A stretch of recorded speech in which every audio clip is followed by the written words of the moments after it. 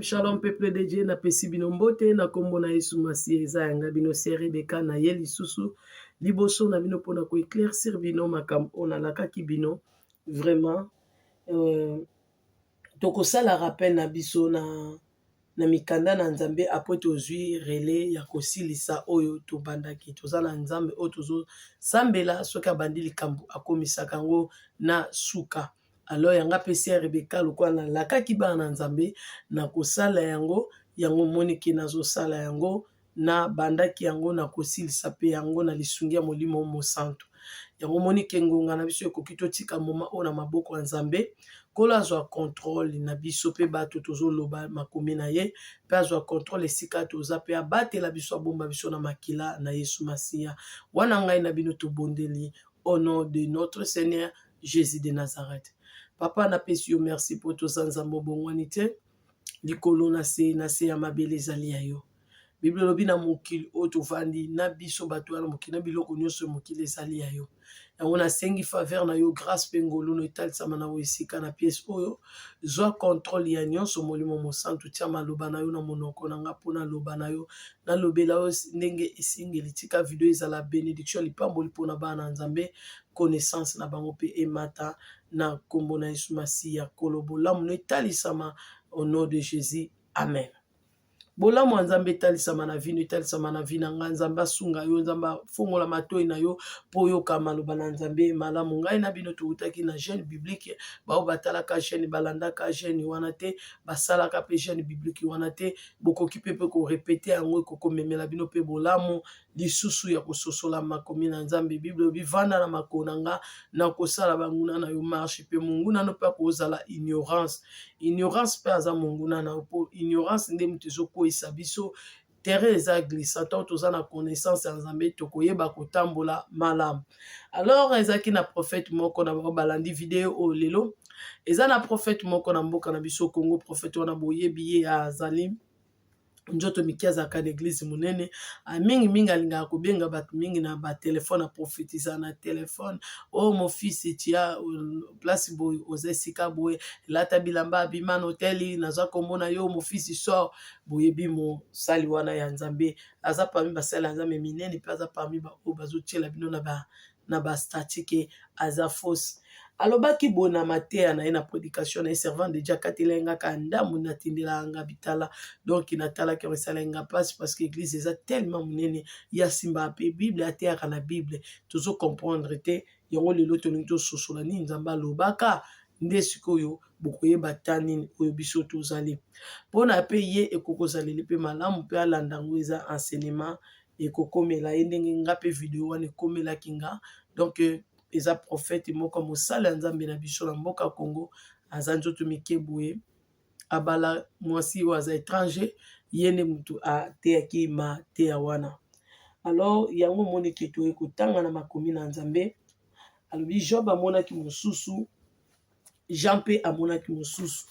Alors sko ba o amoni mosusu o pa amoni mosusu c'est que Nzambe azate conclusion na ezalaki wana ke Dieu n'existait pas. Pendant qu'elle a les écritures, abanda église na la Bible, pas terre la Bible, si quoi autant qu'à Bible, mais elle a fait la conclusion, Dieu n'existait pas dans les colons d'Ambazati, mais bossana qui écriture zoba, les colons place Nzambe na biso ezara les colons ya tala qui na mapata tout temps que na voyage te Nzambaza les colons ya les colons.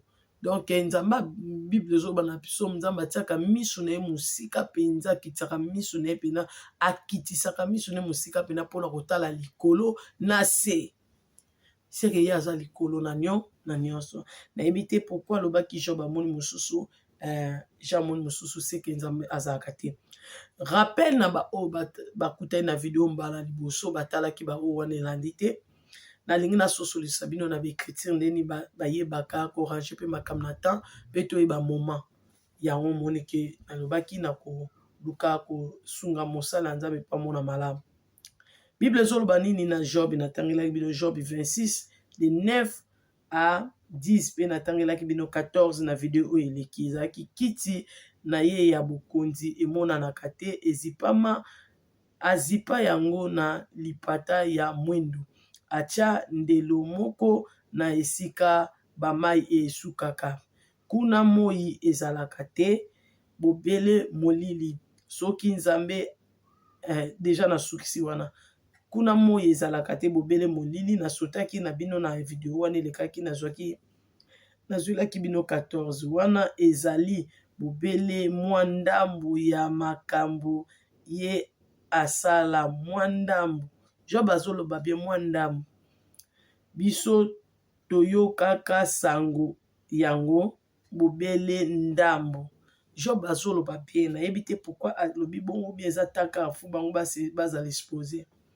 je ne sais pas, je comprends pas pourquoi elle a dit ça. Job a précisé bien ezalaki mwa ndambu bongo nani moto akoki koyeba nguya ya makanisi ya nzambe nyonso point d'interrogation nde sika sikoyo se Rebeka ayaki abino boyoka Job bien ntango azoloba bolanda Job bien quand Job parle boyoka nde Job bien ya lobi Jean amonaki mosusu Paul Job amonaki mosusu nani Psaume amonaki mosusu tolandi Jean lobini Jean zoloba ni na Apocalypse 14 fongola Bible vraiment to na écriture parce que poto eza vexé ya écriture parce que tant moto alobi nzambe azate nzambe aloba ye moko donc eza vexé ya écriture donc eza makambo to pesa na mission te 1 verset 2 verset non tozo tanga écriture tanga bien na Bible na yo na Apocalypse ezali rappel Apocalypse 4 1 à 6 nini Jean zomona sima ya makambo wana namoni lisusu lokola na ndoto porte moko efungwami na likolo awa nzambe afongoleli Jean siko porte pe nayoki mongongo moko oyo nayokaki liboso ezalaki koyokana lokola kelelo mata awa nakolakisa yo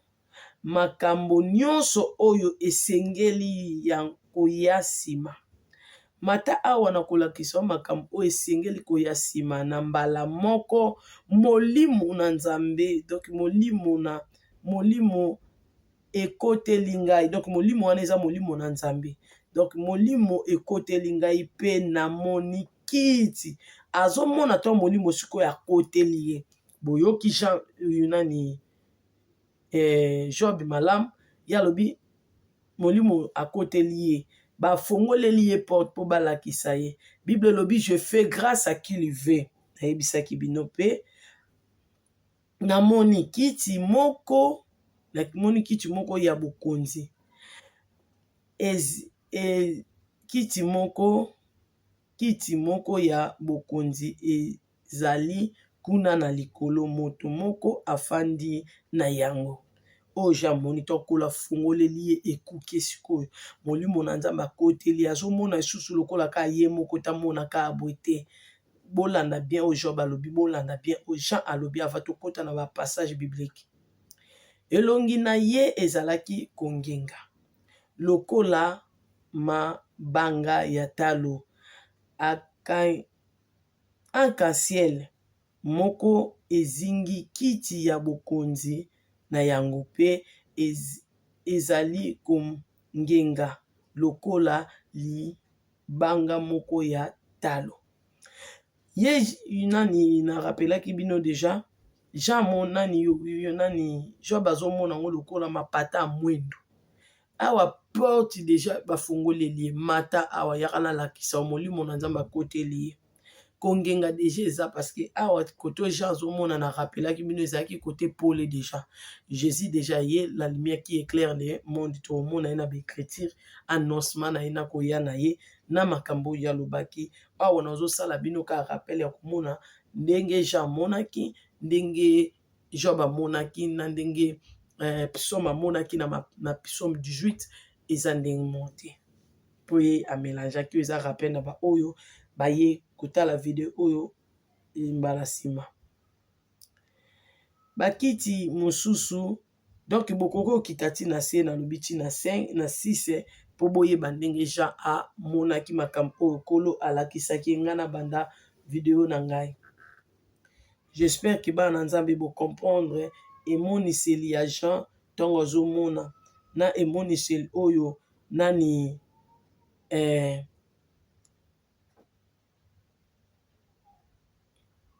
emoni selo Job aza komona bana nzambe eza différent yango wana te kootinda biso toloba makambo ya malamu te na monoko na biso. Natangi na bino 1 Corinthiens 1 Corinthiens tofungoli babible biso na 1 Corinthiens 1 tokei na bino na 19 à 21. Bible ezoloba nini na 19 et à 21. Bokomaka l'écriture parce que totanga makomi na nzambe pe tokomaka yango eza très important pour na biso. Pamba te ekomama boye. Pamba te ekomama boye. Nakosilisa mayele ya bato ya mayele. Nakobebisa makanisi ya bato bayekola. Monde tatanga classe ndeti pe na français ya tanga na français na anglais na minoko bato balobaka ebele hein ekoki pe kosala ke moto pa bunga. Pamba te ekomama boye nakosilisa mayele ya bato ya mayele nakobebisa makanisi ya bato bayekola. Bongo wapi bato ya mayele wapi bato bayekola ba oyo bamesana kotiana tembe basuki wapi. Nzambe alakisi ete mayele ya bomoto ezali pamba ezali penza bozoba eza pamba te. Ngana tangi mabe Nzambe alakisi ete mayele ya bomoto ezali penza bozoba. Na 21 tosuki pamba te mayele ya bomoto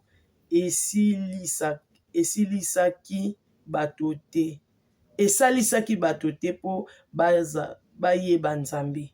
Mayele na biso bato esalisaka biso te po toyeba Nzambe. Yango wana Nzambe alakisi mayele na ye azwi mokano ya kotinda basakoli bamemela bato sango oyo bango bamonaka lokola makambo ya bozoba. Asali bongo po abikisa ba oyo bandimi yango. Moni ndeti nga boye na tanga na nga pe ya mingi te lokwa ye bomona na linga ndi nazotatone na otanga bien te mais eza Nzambe ndasa biso grâce ya koyeba ye pe kotanga makomine pe kososola yango. Mais ngai moto natangi mingi te nakoki jamais koloba que Dieu existe pas parce que pe mana eza kati na nga tomona moto ndenga bota manda kola keza bolingo na Nzambe to uti quelque part futo yebango Nzambe wana c'est créateur de toutes les choses mokonza l'univers, c'est lui qui a tout créé. Le commencement était la parole. La parole d'Asalignon Sotozalina Ngolelo, c'est lui qui nous a bénis. Alors, Ngaï Rebecca n'a pas dit que Dieu n'existait pas. Parce que Dieu nous a fait grâce à se révéler dans Bisson.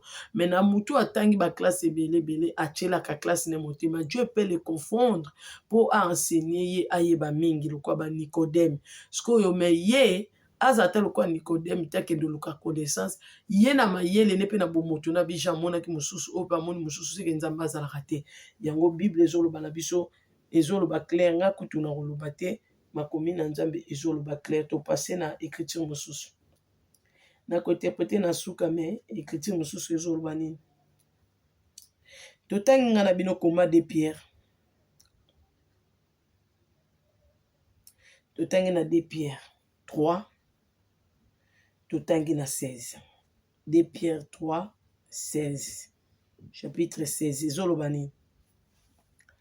Azalaki kozongela yango mbala mingi na mikanda na ye nyonso makambo mosusu kutu na mikanda wana ezali pasi po bato bayeba. Nzambe amoni pe na mikanda na ye awa na bekriture na Bible eza pena pasi po bato bayeba makambo nyonso oyo eza pena na bekriture. Ezali pasi mingi po bato bayeba tina na yango wana bato oyo bazanga mayele bazali kolimbola yango na ndenge ekoki te po bayebi makanisi ya Nzambe te basalaka se ndenge wana na mikanda mosusu bazali komilukela liwa ya seko. Bible lobi bongo toleki parce que Bible oyo bavexe na zwi na lettre na molimo mutu penza mwana na Nzambe awa aso comprendre. Ngai c'est Rebecca na koloba na bino na suka mpona zwi ba écriture eza facile et solola na ye moko. Totangi na Bible ya ba Corinthiens.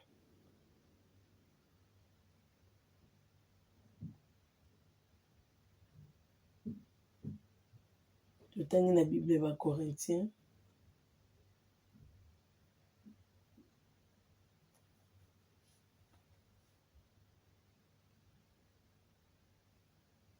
Ba Corinthiens. Non, il va sur 2 Corinthiens sur 1 Corinthiens 8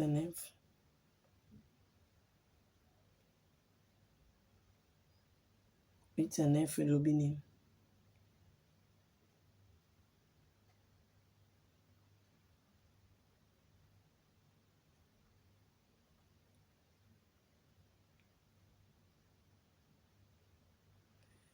Oh Seigneur Jésus, que ton nom soit béni.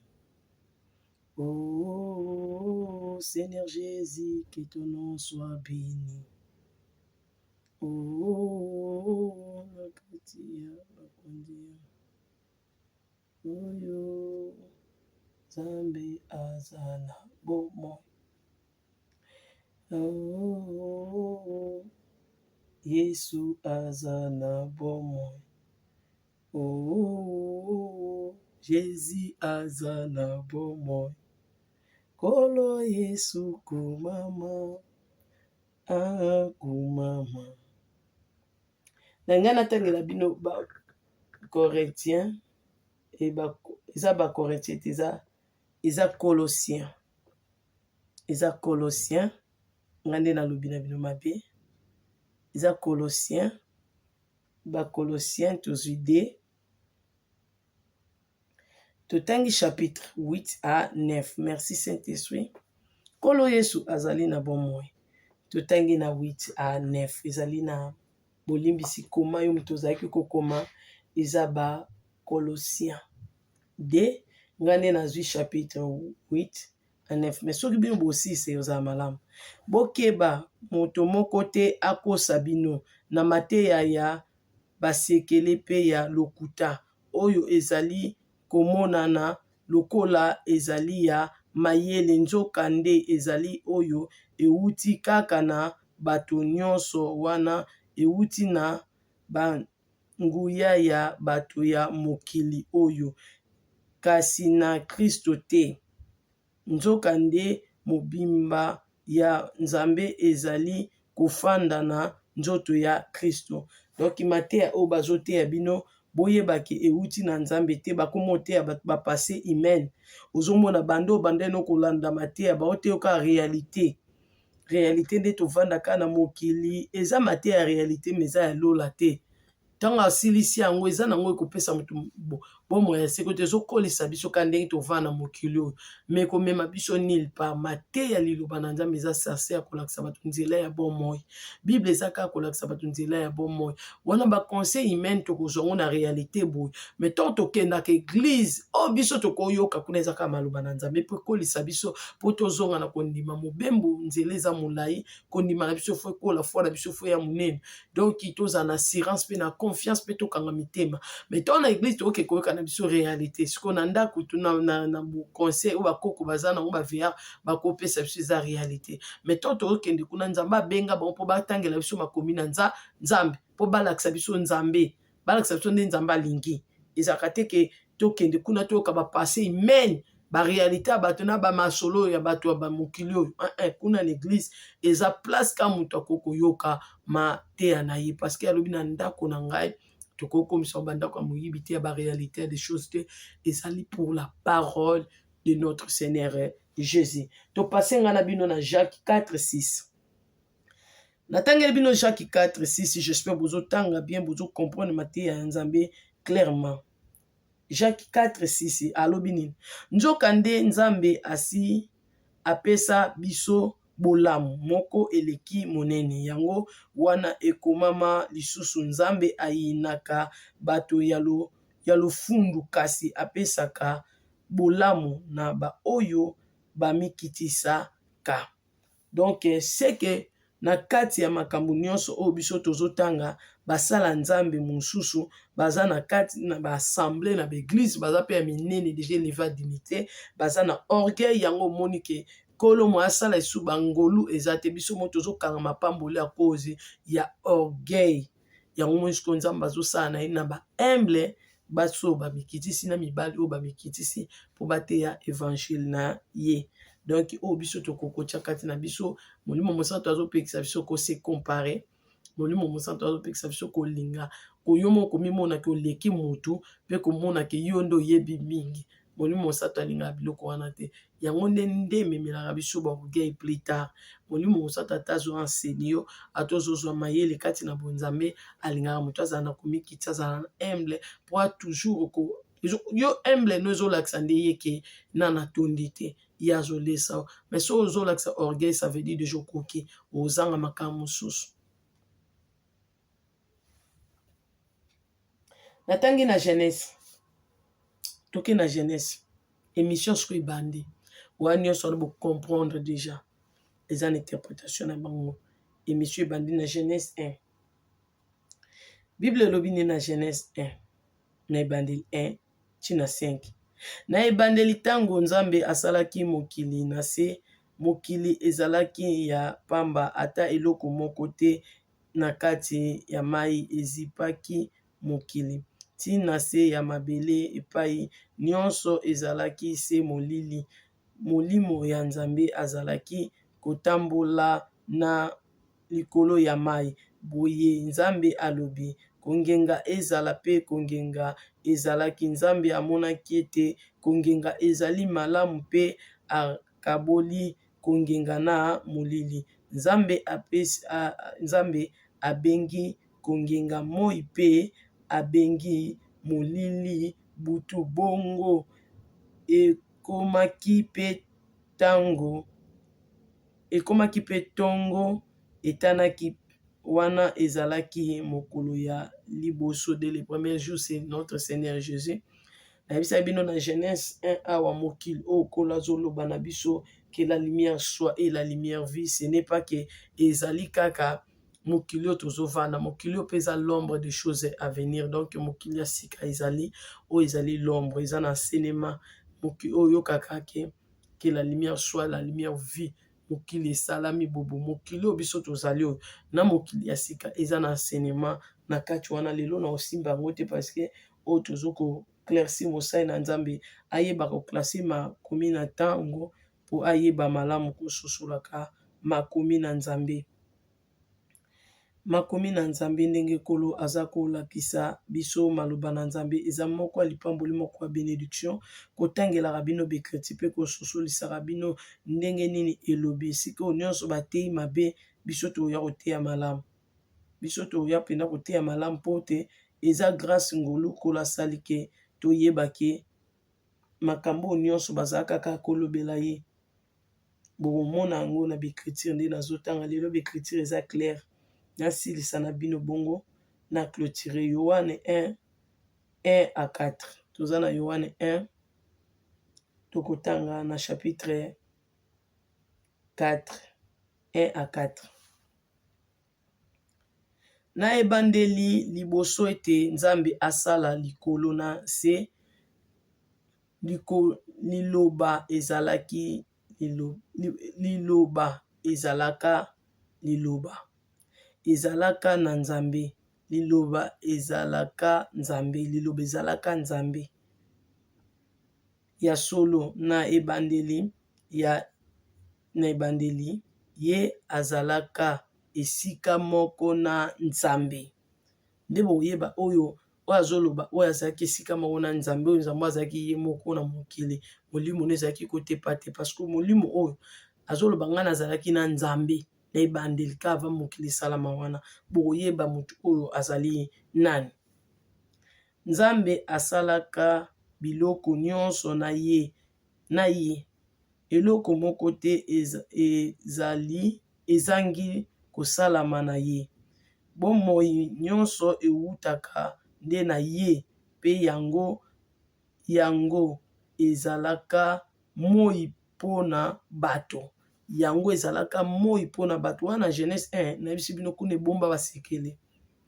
Moi yango ezali kongenga na kati ya molili. Molili ekokaki kozipa yango te.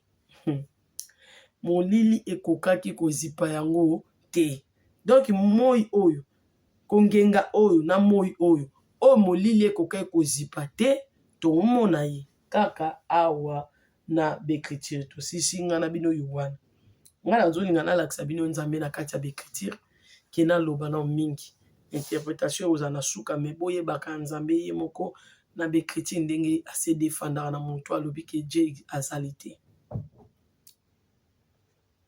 Tukuti na Yohana nga na bino toke na Liki. Tokotanga Liki 8. Mama Rebecca 1. To balobi Nzambe na biso azali te ko na biso azali. Liki 8 tokoya mabeti. Bona mokili tozalaka koya mabe. Ebona bakomi na Nzambe pe toya mabe. Ka oyo ozalaki kuna bakola transformer a changer en bongo le onde a bien. Alongo le ongo a mal.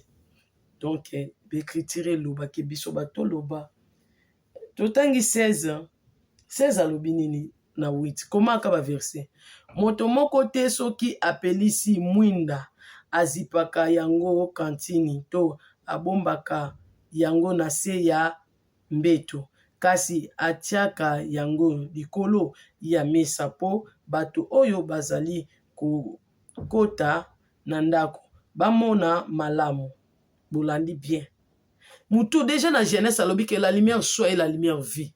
Bible zo interprété bien awake mutu oyo sko apelisi déjà mwinda ochango na sa mesa te to na sa mbeto te ochango likolo mbeto ofinika oni kantine ochango likolo mesa po bato ba okota na ndako bamona bien. Bible zo loba Jean botangi ngana bino na Apocalypse 4 ndenge Jean zo loba ke na mati porte fongwami. Tant porte formée za porte ya ndako oyo déjà mwinde epeli que la lumière soit et la lumière vie. Alors mutu molimo na Nzambe akoteli po alakisa makama bomba miyo ko yana tango na biso. Donc déjà porte ekuke fongwami moi déjà ezali kongenga déjà ezali.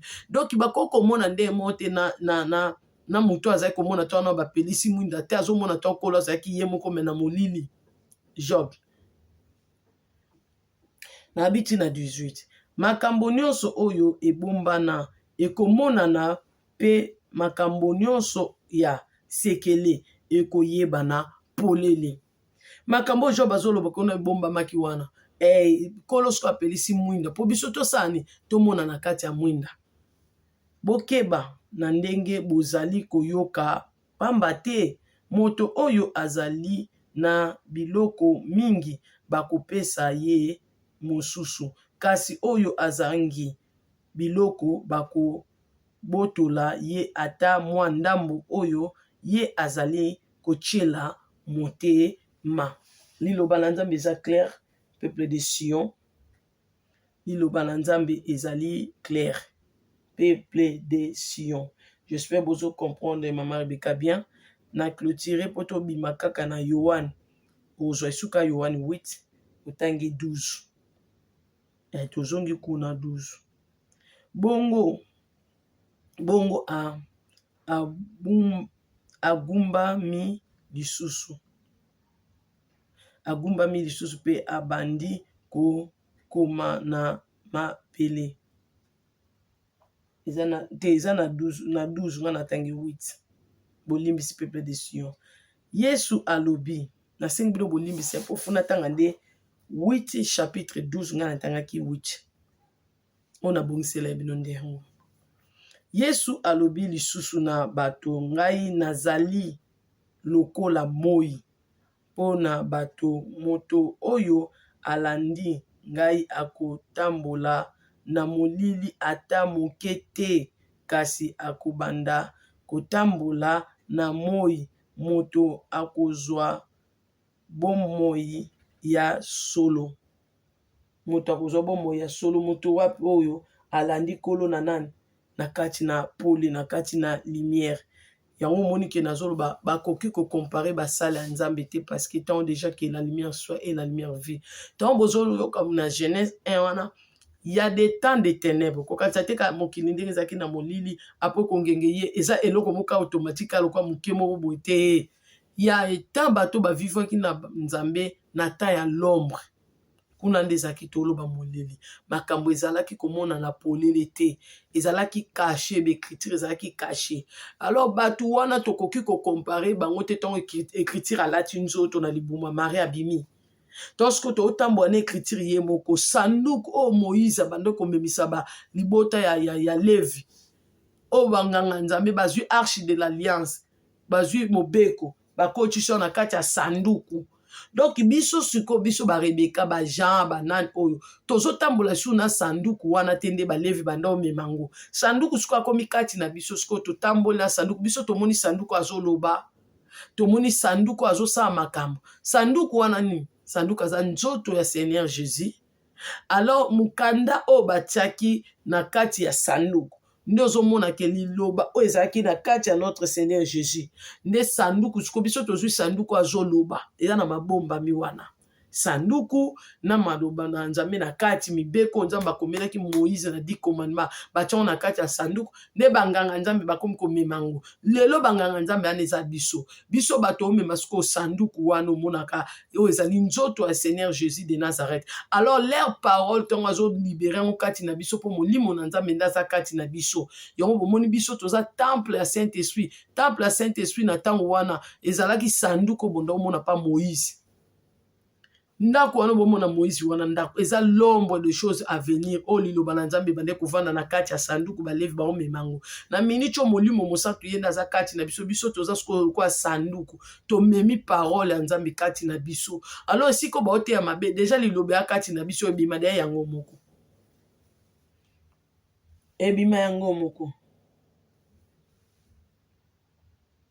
nakosukisa video tosukisi nayebisa bino na orevele bino nani oyo tozotanga oyo totangi mobimba na ye boyoka siko maloba Seigneur Jésus alobelaki biso natangeli bino na apocalypse po tosisi awa j'espère bokomi baverse nyonso ngai na opesa bino yango na suka bao bali babandela bacomprendre po bowutaki déjà na chaîne biblique na obakisela bino yango ekosunga bino malamu natangeli bino na apocalypse 22 na otangela bino apocalypse 22 d'abord de 1 à 8 après na sauté na 12 à 14 na silisi na 16 quand Apocalypse 22 je lis au nom de Jésus na sima angelu alakisi ngai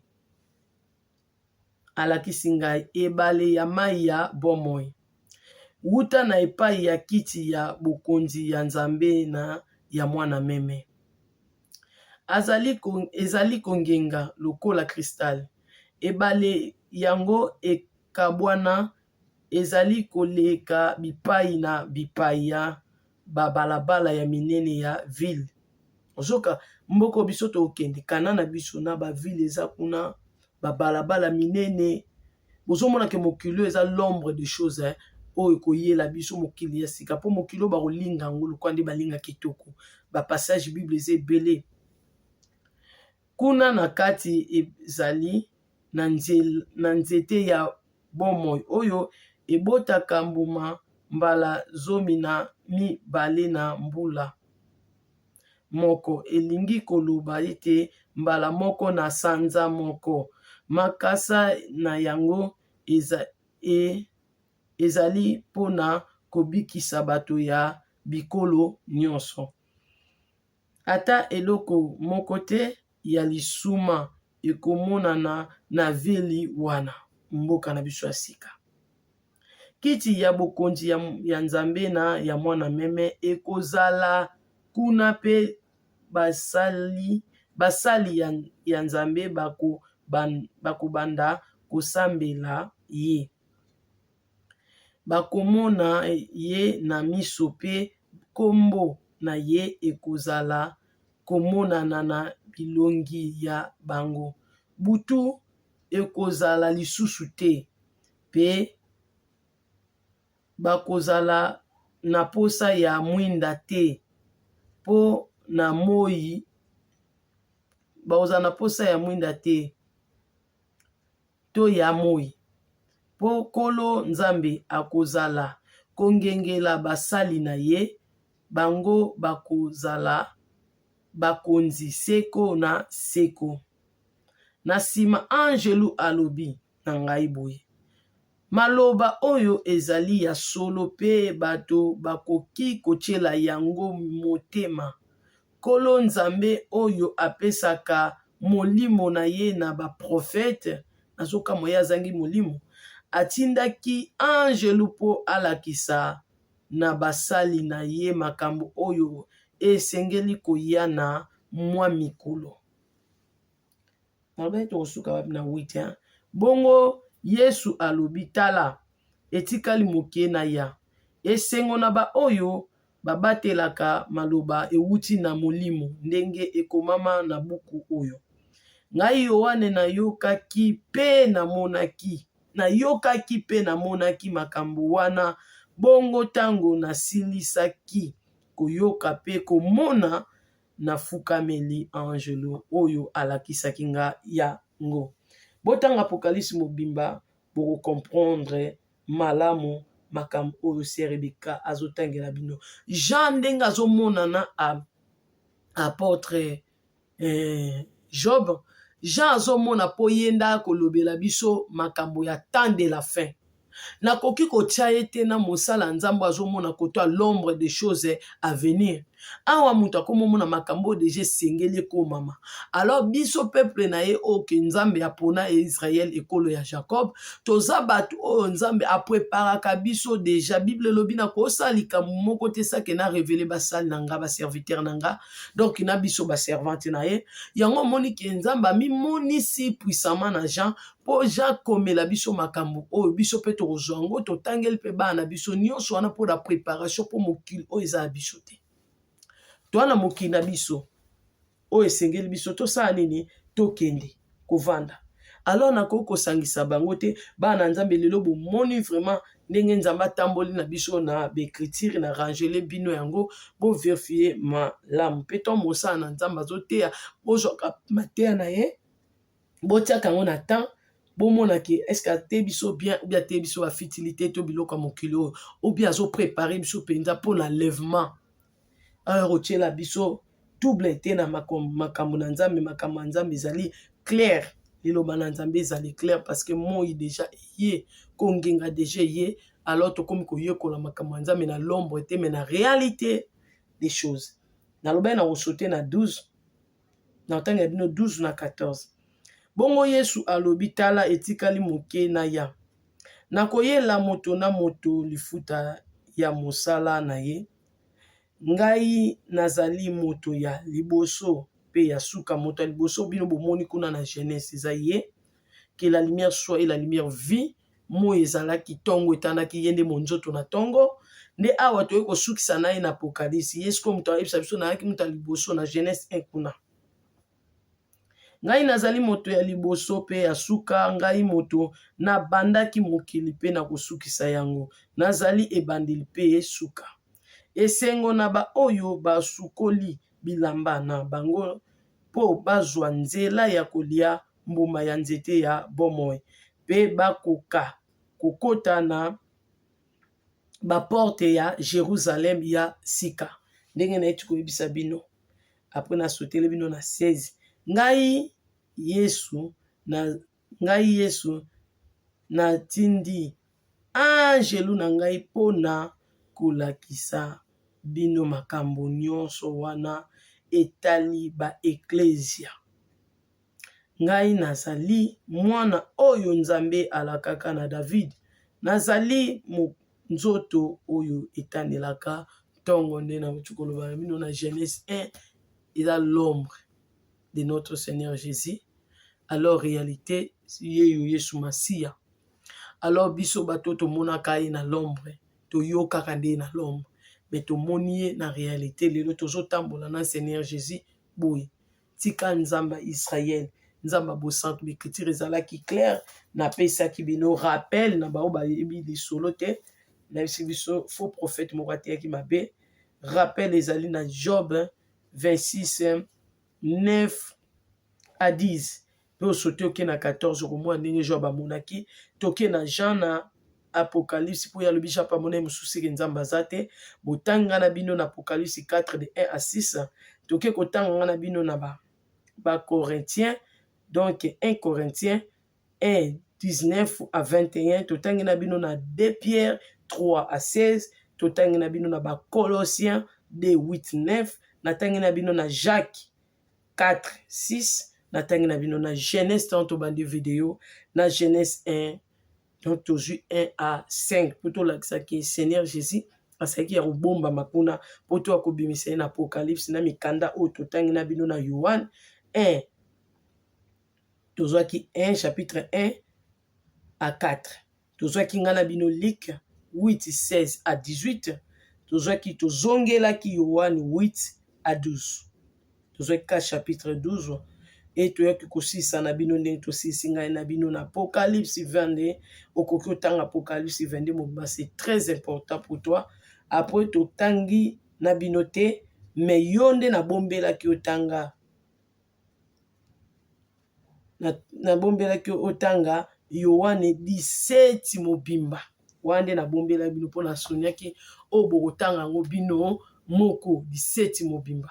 Alors Nzambe ya bosanto Nzambe ya Israël le créateur de toutes choses de l'univers aza na biso donc ye nde azalaki ya kobombama mais azali sanduku oyo déjà ezoloba nayebisi bino mabombami mpe eza wana nakoya kofungolela bino nabombeli bino baécriture na makambo ezali oyo Moïse azalaki mpenza kosala to tozobimisa ye na Seigneur Jésus de Nazareth po toyebaki bato wana bazalaki na Nzambe me ya kobombama biso nde toza na Nzambe po tomoni ye mpe toza na ye mpe ya pusi biso pene na ye tomona makambo ezalaki ya kobombama tomona yango clair po tokotambola na ye susu na molili te tokotambola na ye na kati na pole.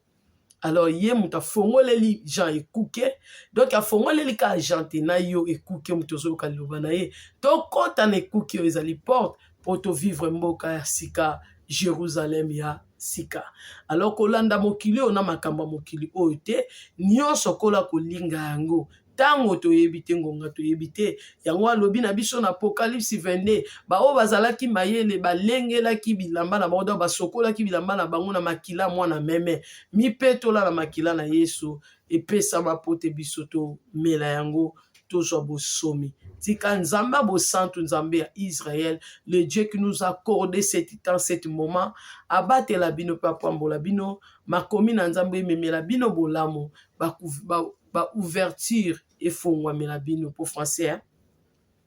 Eza français donc eza français funa pemaka lingala eza mboka na nga na se retrouver na moment oyo donc Nzambe osanga grâce na oteya bino na français mais kolo pa lobi eza yango souci te biso tokeka ndenge azomema biso tomema mibu mais comme so eza français na pema mwa ndambo moni na pemi après na oloba nsima donc eza ba ouverture okolo afongoleli biso po te tokota tolia na ye mbuma ya bomoi mbuma ya nzete ya bomoi yo olia te tika Nzambe ya Israël aza na bino.